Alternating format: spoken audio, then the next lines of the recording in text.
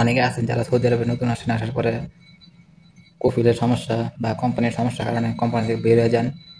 পরবর্তীতে আপনারা একে ওকে জিজ্ঞাসা করেন যে ভাই আমার হুরুপ দিছে কিনা বা খরচ দিছে কিনা, কীভাবে চেক করবো বা কীভাবে জানতে পারবো। তো ভাই আজকে আপনারা আমার এই ভিডিওর মাধ্যমে জানতে পারবেন কীভাবে আপনার নিজে চেক করবেন যে আপনার হুরুপ আছে কিনা বা হুরুপ আছে কিনা, এটা আপনি নিজে চেক করতে পারবেন। স্ক্রিনে দেখুন, আমি আপনাদেরকে দেখা দিতেছি কীভাবে চেক করবেন। তো চলে আসলাম আমি আমার স্ক্রিনে। তো এখান থেকে সর্বপ্রথম আপনাদেরকে গুগল ক্রোমে যেতে হবে। গুগলে সার্চ করবেন www.mall.gov.inquiry।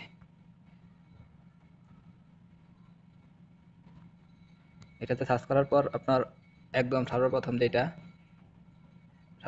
আপনার ১ নম্বর এটায় ক্লিক করবেন। দুঃখিত, আমার নেট সমস্যার কারণে একটু দেরি হইতেছে।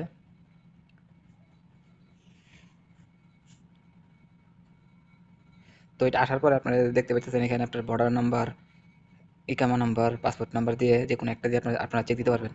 তো আমি এখানে আমার ইকামা নাম্বার দিয়ে আমি দেখাইতেছি। এটা আমার ইকামা নাম্বার। আর এখানে আপনার যে ভেরিফিকেশন কোডটা আছে, এখানে আপনার ন্যাশনালিটি দিতে হবে। ন্যাশনালিটি আপনার বাংলাদেশে দিতে হবে অবশ্যই।